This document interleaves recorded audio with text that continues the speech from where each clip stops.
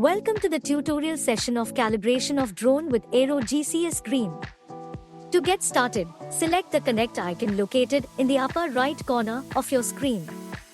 Depending on the specific requirement of the application, you can choose an appropriate option from the communication link setting. Upon selecting the option from the communication link setting, enter the necessary values for the specified parameters. Click Connect to establish the connection with the drone.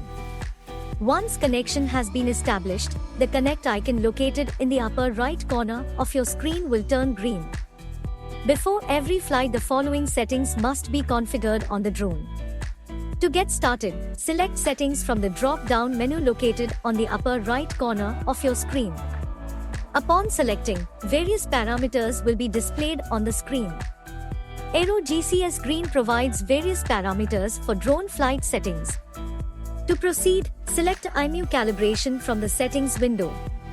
Select accelerometer calibration and follow instructions appearing on screen. To proceed further, select calibrate level horizon and follow instructions appearing on screen.